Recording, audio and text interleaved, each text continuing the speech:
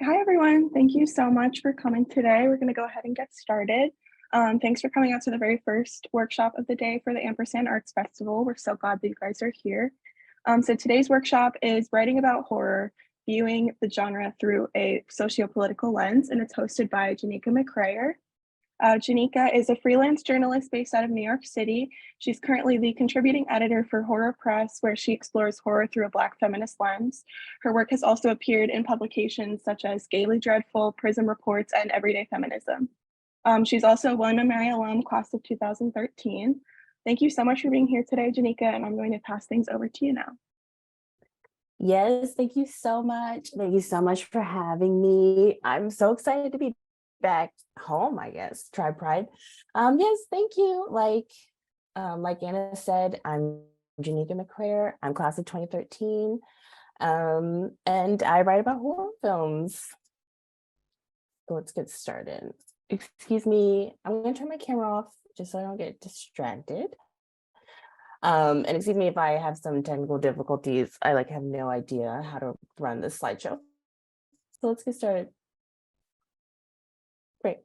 So yes, so I got my bachelor's in women and gender studies from William & Mary. I went on to get my master's in women and gender sexuality studies from George Mason University in 2016, where I focused on community engagement. And as much as I'd love to write about all horror all the time, my other beats include gender, labor, and education. And I was a policy analyst for the city of New York for 6 years. Yes.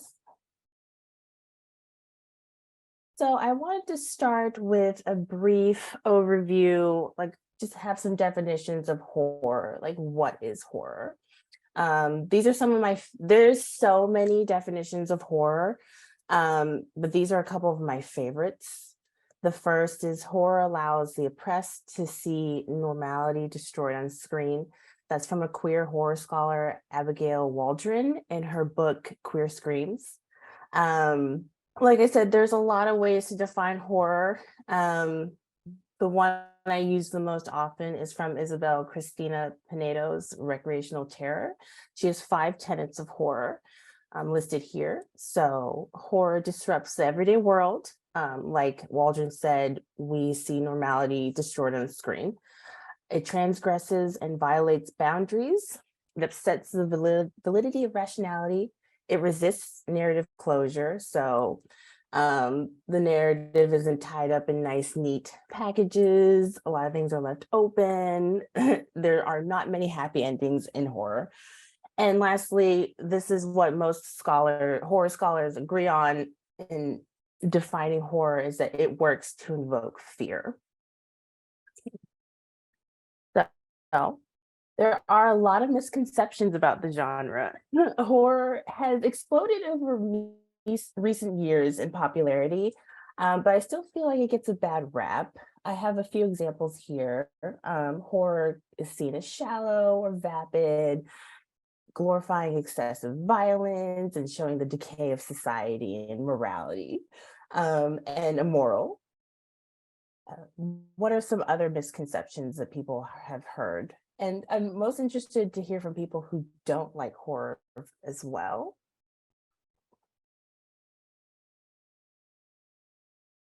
You can answer in the chat or unmute yourself. Just wanted to get a sense if anybody else had any other misconceptions of horror, or some negative things you've heard about horror.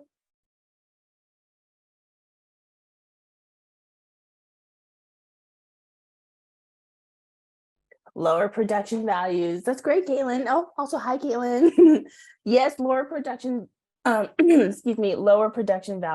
That's pretty valid. Horror is historically a cheap genre, budget friendly. They can turn out these horror films on a dime. Any other misconceptions, or how do you view horror yourself? Do we have a lot of horror fans here? Overly graphic, true. Misogynist, also can be true. Although, we'll get into this later, but a lot of horror films have a lot of female protagonists, and I don't know if people are familiar with the trope of the final girl, like the girl that makes it to the end. I love horror, write it and teach it. That's great. Hi, thanks, Bethany. So yeah, those are some good ones. I wanted to get a sense of everybody's favorite scary movies. I forgot, as I always do when I run through this presentation, I forgot to mention in my About Me that my favorite horror movie is Carrie. So what's everybody else's favorite horror movie? Mine is Get Out by Jordan Peele. That's a good one. I love Get Out. And we're going to talk about that more later too. Get Out really changed the landscape for horror. I'm sure you're aware of this. The Shining, it was my first. Psycho. Psycho's great. Alfred Hitchcock is a master. Us, lots of great. Oh, Scream, Hellraiser. Are you excited for Scream 6 next week? Yes, me too. Yes. So yeah, like I said, my favorite is Brian De Palma's 1976 adaptation of Stephen King's classic Carrie, a classic story of a bullied teen with telekinetic powers that takes revenge on her bullies. Yeah. So with our favorite films, I thought it'd be fun to run through some themes that we can pick up on. So let's use Get Out, for example. That seemed to come up a lot. So what themes can we pick up on in Get Out? What do you think the filmmaker Jordan Peele was trying to convey with Get Out?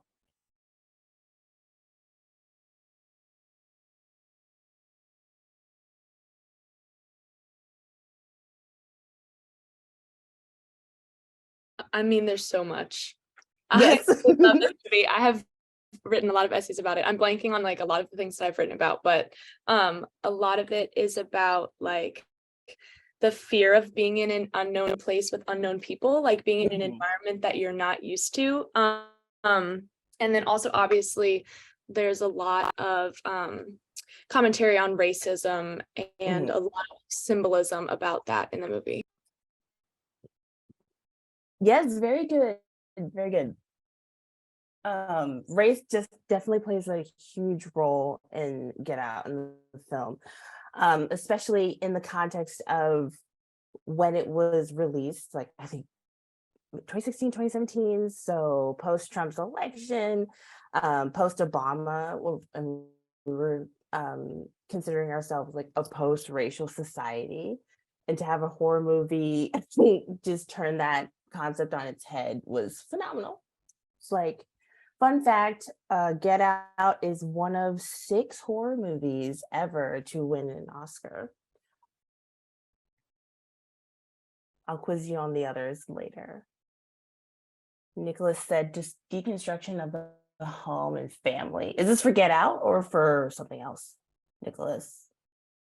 For Get Out. Yep, definitely. So yeah, see, you guys are already scholars on how to write about horror movies. So writing about film, I do not have a formal background in writing about film. I am a gender studies major, but writing about film can take many forms, like movie reviews. I like to do socio-political analysis on film, things like that. So when we're writing about film, these are some basic general things to consider. Direction, acting, the quality of the sound, theme, mood, setting, set pieces. Excuse me. And when we talk about horror, the horror genre is really big on visual effects, sound, motivations, and like the plot, what drives the plot, the conflict, like the supernatural conflict and the elements. And suspension of belief is encouraged with that. Feelings of fear.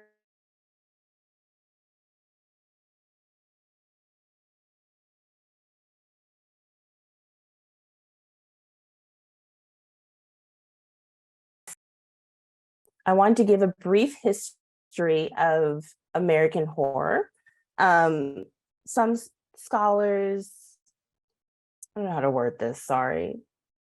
Well, horror scholars agree that you can pinpoint societal fears, you can tap into societal anxieties and fears every decade based on the horror movies that were released during that decade. So I have a few examples that I wanted to run through with you guys. So in 1930, we had the Hays Code, also known as the Production Code. And this is a quote. It says, films shall not employ that low forms of sex relationship are the accepted or common thing. So no premarital sex, no mistresses, no anything, no sexy time. It also forbidded any references to sexual perversion. So being gay was not okay in the 1930s. Are the queer horror scholar that I mentioned earlier, Abigail Waldron, mentioned in her book, Queer Screams, that in the 1930s, we saw a lot of subtextual queers, like villains and in horror characters that were queer coded, like flamboyant or otherwise evil because they were queer. A great example of this is Frankenstein was queer coded and was directed by a gay man. The Uninvited, about two women, that's queer coded. Next, we have the Red and Lavender scares. Like during McCarthyism, a lot of suspected queer people and communists lost their jobs in government because they were queer and communist. We had, again, subtextual queers villainizing communism and queerness. There was a lot of films about invaders too, with the Red Scares and the Cold War, excuse me. We have films about alien invasions or invaders living among us, right? Like we have no idea who's a commie and who's gay. Examples of this is Things from Another World, Invasion of the Body Snatchers, etc. During civil rights in the late 60s and onto the 70s in the Blaxploitation era, we have more movies about race relations, right? A fun fact is Black people make up 13% of the population, but we are almost a quarter of moviegoers. We love seeing ourselves on the screen. And this is when Blaxploitation exploded. We see race relations not in the best light. We see a lot of caricatures of Blackness by white filmmakers, but we also see a lot of Black filmmakers take the lead and make films like Ganja and Hess, as presented here, by Bill Gunn, a very stylish art house film about vampirism. And Black filmmakers at the time took the time to talk about Blackness and like issues affecting Black people subtextually. So Ganja Hess, very stylish film about vampirism. Vampirism in this movie is a metaphor for drug use. We see Night of the Living Dead, a classic by George A. Romero, unintentionally talk about race with the main character, also Dwayne Jones, trapped in a house with a bunch of white people during a zombie apocalypse. Then we have Reagan and the AIDS crisis. We see a lot of movies about urban decay, the AIDS crisis. Vampirism is also a metaphor for the AIDS crisis, and vampires are canonically bisexual, so also queer coded. We see a lot of, did I say urban decay already? Sorry if I repeat myself. We see a lot of movie about urban decay, white flight. We see a rise in suburban slashers. Filmmakers rightly assumed that people in white picket fences with nuclear families would be terrified of somebody running through their neighborhood, killing teenagers. So we see Friday the 13th, Michael Myers in the Halloween franchise, Nightmare on Elm Street franchise.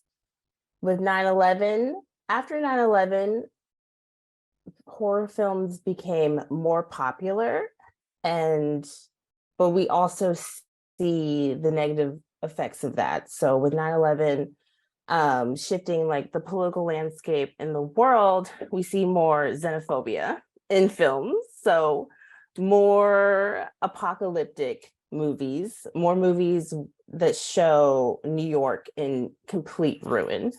I Legend, Cloverfield, 28 Days Later, Alien and zombie invasions tend to be coded for xenophobia and fears around immigration. Kind of mirrors the Cold War and like invaders living among us. And right now we're living in a really interesting, excuse me, sorry, somebody's in the waiting room. Sorry, Peggy. Hi, Peggy. We're living in a really interesting time in horror right now.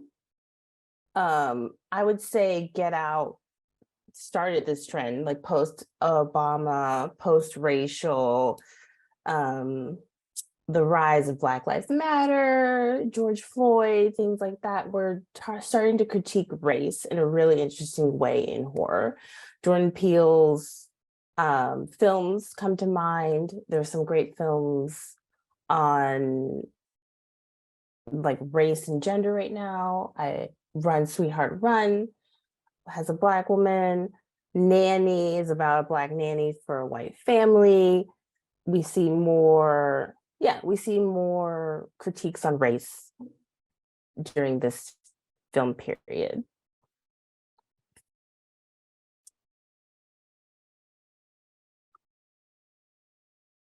So I ran through this horror commentary on societal fears. Like I said, you can track societal anxieties every decade based on what horror was released at the time. Like I mentioned, white flight, urban decay. And these are what come up the most in horror films.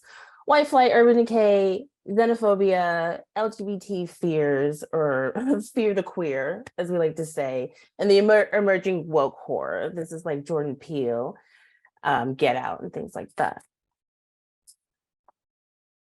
So when we're analyzing horror through a socio-political lens, I like to think of these four tenets when I'm writing about horror. So what's the context of the horror? And I'm not thinking of just the context in the movie, even though that's important, like setting, characters, plot points, etc. I'm thinking about what's happening in the real world at the time of its release or during the film's time period, because it might be anachronistic. What are the conflicts presented? Like with the characters, what are the internal conflicts and the external conflicts? What are they fighting? Like, who are they fighting, or what are they fighting if it's supernatural?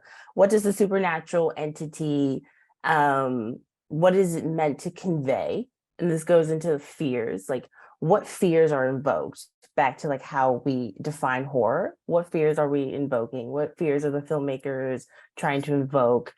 And how does that relate to the context of the film?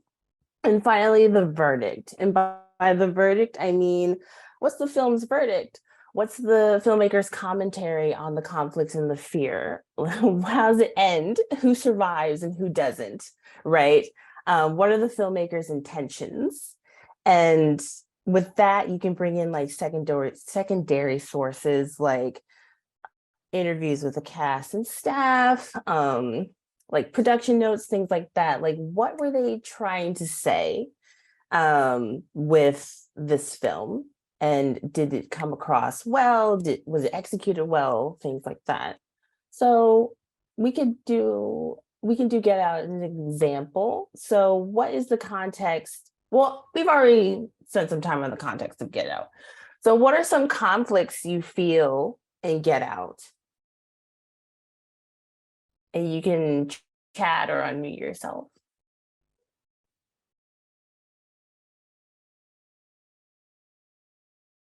Nicholas said the deconstruction of home and family. We also said race, right? Are there any other conflicts? Like I'm totally blanking on Daniel Kaluuya's character's name, but what was Daniel Kaluuya's internal conflicts?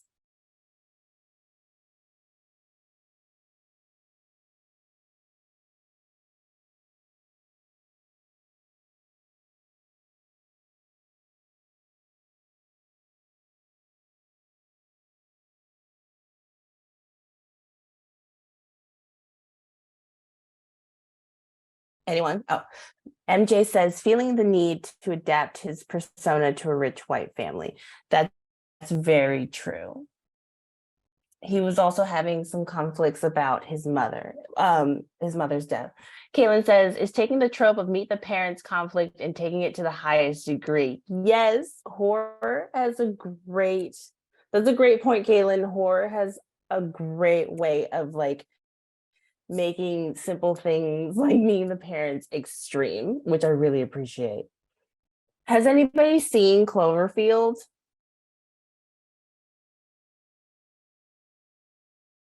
Yes, no, maybe so. Yes, great. Your standard alien invasion movie set in New York, post 9/11. This was a huge deal when it was released. It was released in 2008, 7 years after 9/11. We were still pretty sore about the subject, and seeing New York in ruin was terrible. But the conflict there was an alien invasion. And like I said, what do aliens in horror movies symbolize? Is 10 Cloverfield Lane related? Yes, it's considered a prequel. So we have xenophobia, the conflicts is the alien invasion, the fears is during that time period, the fear was another terrorist attack, right? So we were all pretty tense about that. Okay, great. Oh, and here's some additional reading. I've mentioned these. The first two, horror noir, Black Guys Eyes First. It's about Black people in horror. Horror after 9/11. Mentioned it, how horror became more, actually, ironically, more conservative and patriotic after 9/11. Out of the Closet is a queer anthology series. Men, Women, and Chainsaws is about gender and horror. That's also where the term final girl comes from. And then I mentioned Queer Screams.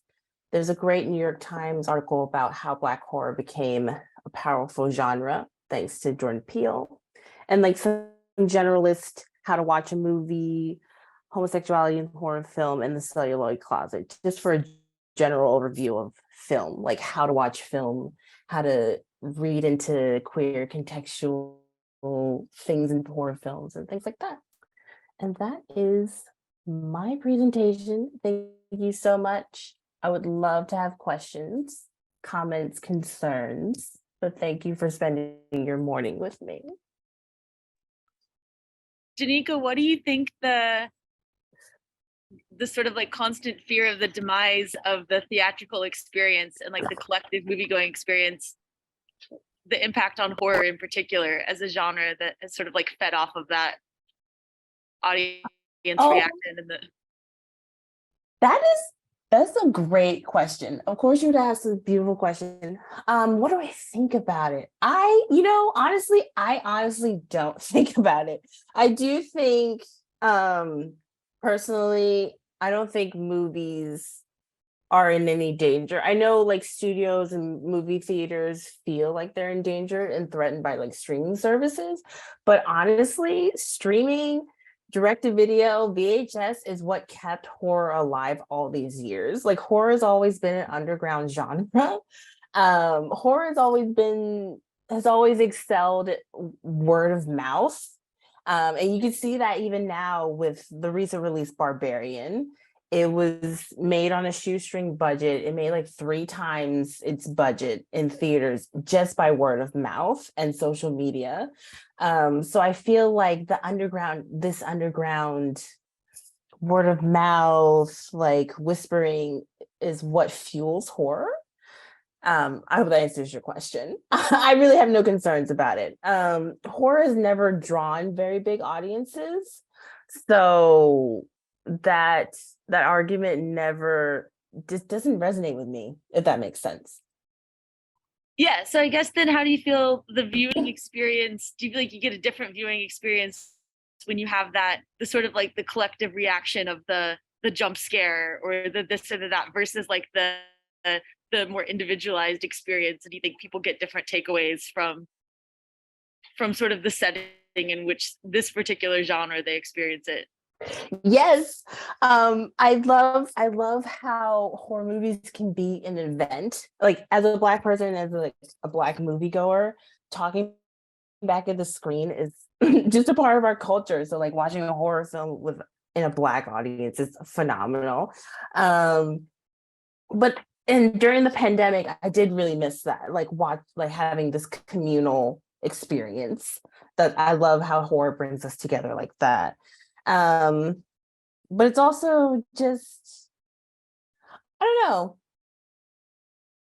I would still say that word of mouth is a lot of fun. It's nice to like horror is so counterculture, and like we've mentioned before, like gratuitous violence, like showing the decay of society. It's not something you would share with a lot of people. So I do like the one-on-one aspect.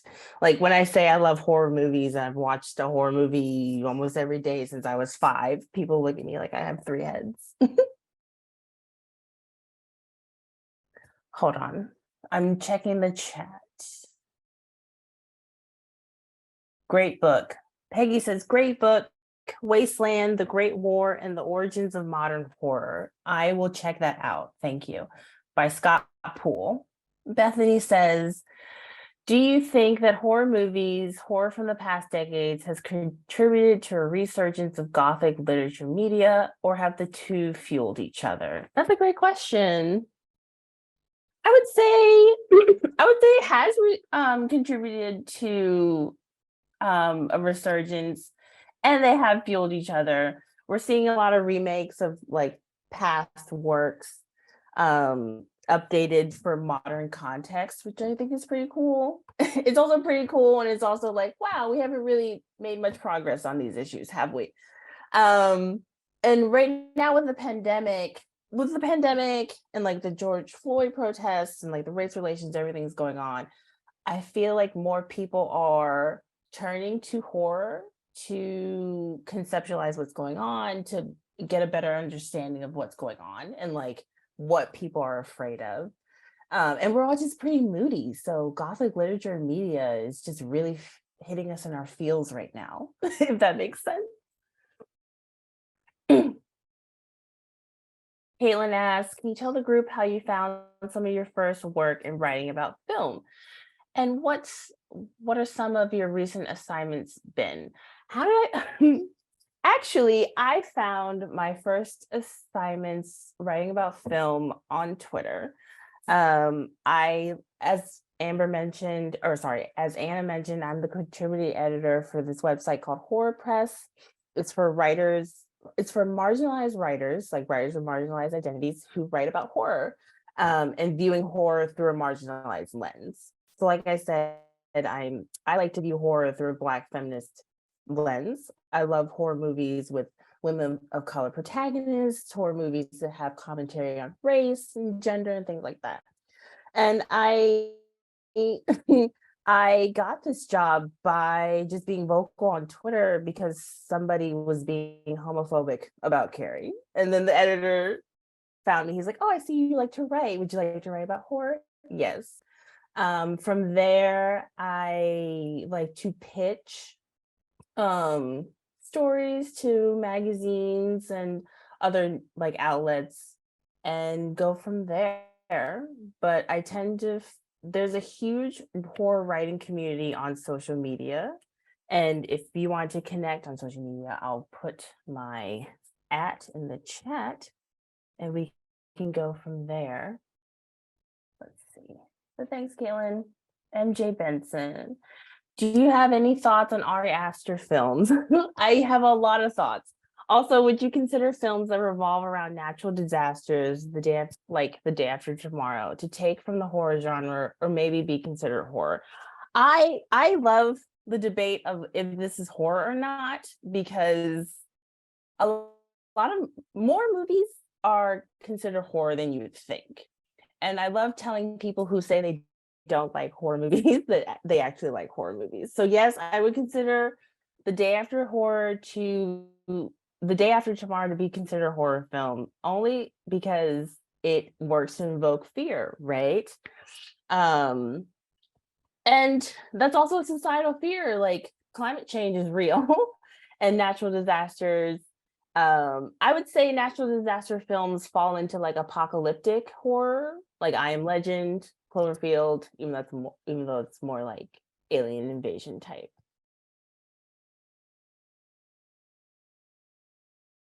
Oh, and Ari Aster. Ari Aster is really great at pushing boundaries, like transgressing boundaries, like we said, violating boundaries, um, just showing you things that you don't want to see. And his characterization's really great. And like the way the characters interact with each other and their relationships, like the tension in the relationships and how that like blows up in their face. I think he does a phenomenal job with that. I will also say I would have a brave and controversial opinion that Hereditary is better than Midsummer. Did you give any thought to where you as a writer might have gone if the worst had happened to Twitter as the Musk reign of terror began? Or did you have faith you'd write it out with Twitter? That's a great question. Like I mentioned before, I do get a lot of my writing jobs on social media and Twitter.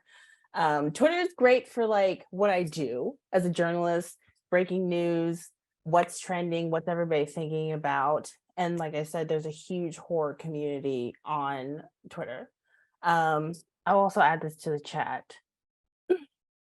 And Screenbox, there are a few streaming services for horror as well, which is why another reason why I'm never concerned with like box office performance for horror, because it's so niche and we have our own thing. Shudder. Thank you, Milan. I would say, like, as a writer, social media is great, but it can be used as a crutch. I would say to move offline. So right now I'm working to move offline, like building connections offline, like having email contact information, knowing how to pitch to publications is really important. And it depends on publication. Building relationships with other writers and other creators, especially as somebody who writes about film, like building relations with filmmakers, other people who write screenplays, books, things like that. I also had the privilege of covering the Brooklyn Horror Film Festival for Horror Press, and that was a great way to meet people, like going to events, like going to cons and film festivals and things like that, and being invited to film festivals. Thanks again. Okay, I have time. Do you have any pitch specific tips for current or aspiring writers who may be on today? Pitch. That's a great question. Just pitch what you know, I would say. Like, I have 2 gender studies degrees. I know a lot about gender and how it relates to race and class and things like that. So that's how I like to view horror. You can be excited about your idea, and somebody else is going to be excited too. Don't let imposter syndrome get the best of you. Don't be afraid to pitch to more than one publication, like the same idea to more than one publication. What else? There's a lot of good pitch specific tips I can give. I would say my most important tip would just be like, when you pitch, you have to not prove, but you have to you have to prove like why you're the best person for this story, and like how you're going to view this story, and why this story matters and why it's important. For example, I'm about to pitch a story on Barbarian. I don't know if anybody's seen it. It's a horror movie that exploded last year. It's the talk of the town, Barbarian. And it had a lot of interesting themes on sexual assault and how that affects women of multiple generations. And given the context of like, we lost Roe v. Wade, I'm blanking on the word, this backlash, I would say, to like the Me Too movement, the Amber Heard, Johnny Depp trial, Megan Thee Stallion, Tory Lanez trial, and just the random misogyny that's been going on the past few years. I want to view Barbarian through that lens because I think it gave a definitive answer to how we should be operating in society, or like how men should be operating in society, and how consent matters. So that's my angle. And like, how would I pitch that? Like, I have a master's degree in gender and sexuality studies. I know about gender relations. I can talk about the Me Too movement. And why it's important is because it's important and it's affecting us and it's timely. So just proving why you're the best person to write it and why it's important and why the context matters. That's my biggest tip for when you pitch. And just don't get discouraged. Some people might not understand your vision. Somebody will eventually. Looking forward to reading the article. Is that going to be in Horror Press? I don't know. I love Horror Press, but there are so many niche publications for horror. I'm thinking about pitching that to Fangoria. Fangoria is a quarterly horror magazine. It's been around. It's one of the oldest. It's been around for 30 years. And you have Rue Morgue. You have Gaily Dreadful. That's for queer folks. Anybody can write for them, but it's about queerness and horror. And you have so many, like Daily Dread, Horror Press, I'm Biased. There's so many. Milan. Yes, please. I love Tara. I also know the editor-in-chief, Phil Noble. So they're both pretty great. But yes, I would love an intro. That's it. Did anybody else have any other questions? How much writing? Oh, so many questions. How much writing did you have to be motivated to do for yourself before you? Is that sold assignments, building up clips and a body of work, or did you have that coming out of your academic background too? How much writing do you have to yourself? So when you pitch an article, they do like to see samples of your work. If you're coming just out of college, you can use like, if you write for the school newspaper or like a short emphasis on short paper as a sample. But you honestly don't even have to have much experience to pitch. You can just say, I have this idea, I want to write about it, and they can go from there. Did you have and like I mentioned before, I kind of fell into writing about horror. I've always been a horror fan. Like I said, I've been watching horror since I was 5 years old.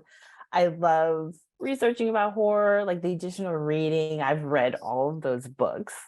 And it just came to me. I also write about gender, education, and labor. So I'm already looking at things through a socio-political lens. And I feel like it's easy for me to translate that to film. I know that's not helpful, but I guess my word of advice is just do it. As someone who relies on social media a lot for work, have you ever felt the need to switch to video-based platforms to keep up with the workforce like TikTok? Absolutely not. I know my lane.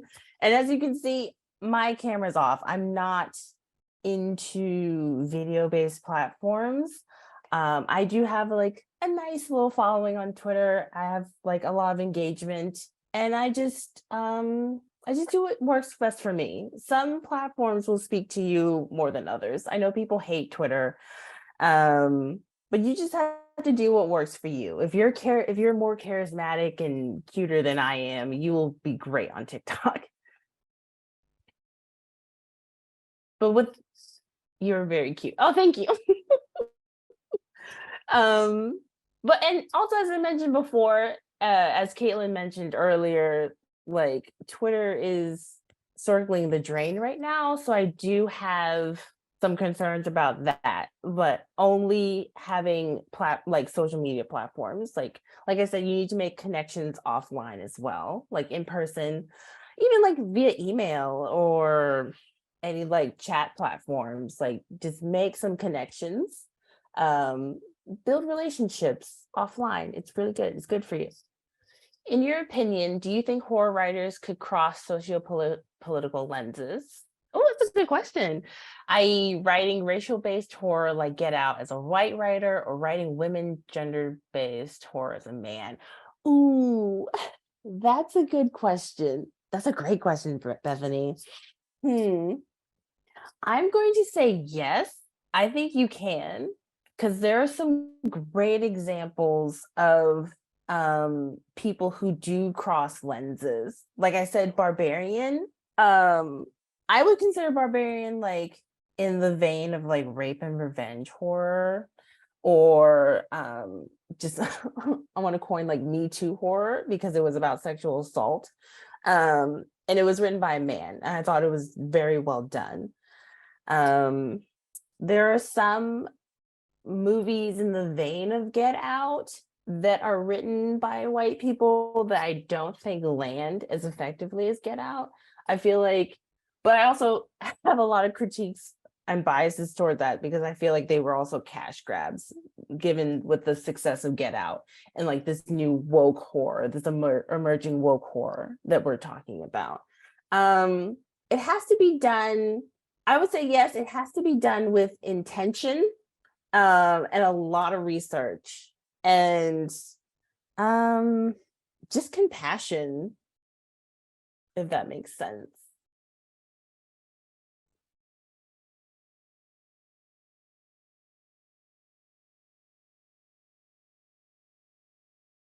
Thank you. I think thoughts on social media response changing the content of a film. I rumor changes to Megan based on TikTok response. That's a great question.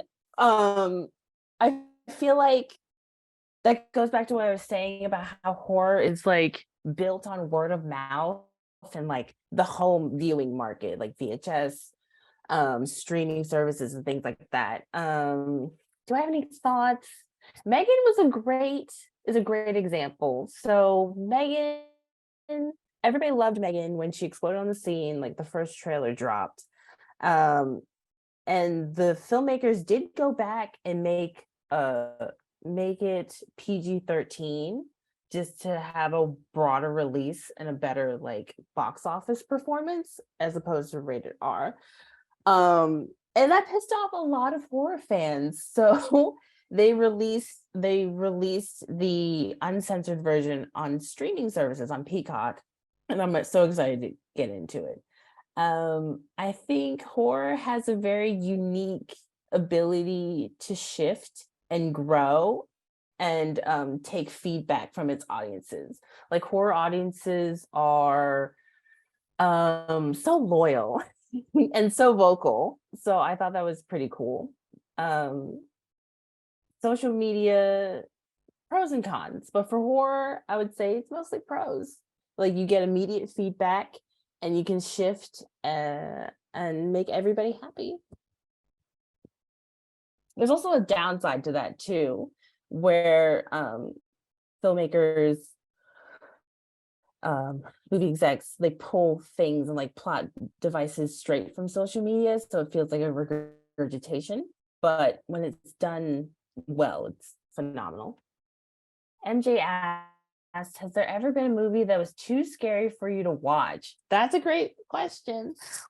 Too scary for me to watch. I do feel desensitized. I haven't been scared by a movie in a while, but there is one movie that I have not finished. It's called Audition. Very popular film. Something about me, subgenres. I love most horror subgenres. So subgenres could be like supernatural. So films with supernatural forces, ghosts, possession, like demonic possessions, things like that. Home invasion horror. I don't like a lot of body horror. So Cronenberg is a no for me. Like anything with like bodily fluids, or like just like over the top gratuitous violence is a little too much for me. And Audition is in that bucket. It's a Japanese film. It's a film about a widow. He hosts an audition for he says he's hosting an audition for models, but he's actually auditioning women for to be his wife. And he hits it off with this one woman, but he forgets to call her, and she snaps, and she turns out to be psychotic, and she tortures him. I don't like torture porn, is what I'm saying. So that movie is one of the few horror movies that I have not finished. You're braver than me. My trick to watching horror movies is like just reminding myself that it's not real, and also it's funny. It's just so horror movies can be so over the top. Like right now I'm watching Chucky, and when you think about it in its most basic sense, the funniest horror movie I've seen, I'll get to that. But yeah, you're like being stalked and killed by like a 2-foot redheaded doll. That's hysterical to me. So that's how I get through horror.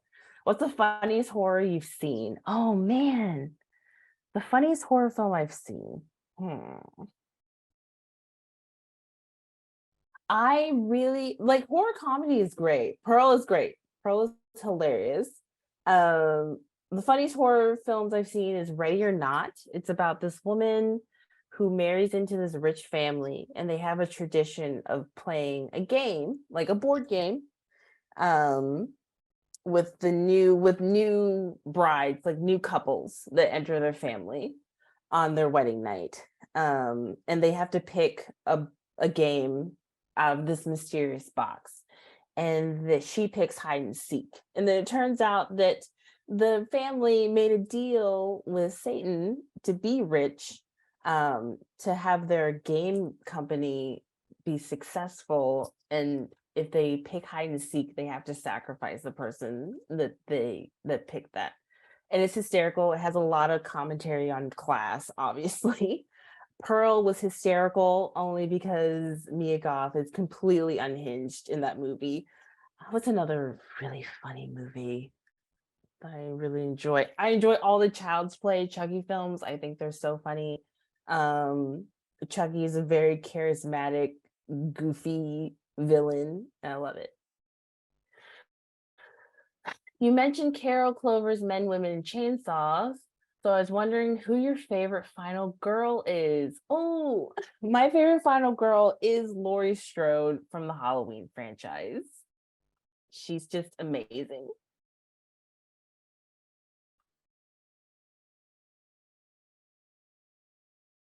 MJ says, if I heard someone laughing during Pearl, I think I would have been scared of them in the movie. I do get this feedback a lot. But I thought Pearl was funny. I think I have time for one more question. So if anybody wants to ask, feel free.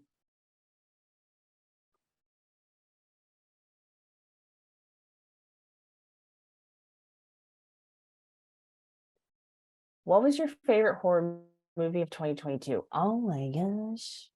2022 was an amazing year for horror. Oh, dang. Can you get like my top 3? I would say my favorite horror films from 2022 was Nope. Nope was a phenomenal movie. Jordan Peele just keeps getting better. Barbarian was great. I definitely recommend going in blind if you haven't seen it. I won't tell you anything about it. That's the movie that had great box office success just from word of mouth alone. And Pearl was phenomenal. It's funny. And it's funny because I didn't enjoy X very much, but I loved Pearl. Nope was definitely my number 1 too. Yes, Nope was phenomenal. I can't believe it got snubbed by the Oscars. Well, I can. Like I mentioned, only 6 horror films have ever been recognized by the Academy in like its almost 100-year history. So what are the other films? So it was Get Out, The Exorcist, Black Swan, Jaws, Silence of the Lambs, and shoot. I forget the sixth one. I always forget the sixth one. The Sixth Sense.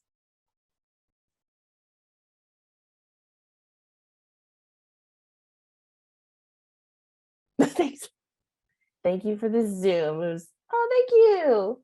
Thanks for having me. I'm so excited to be back home, essentially.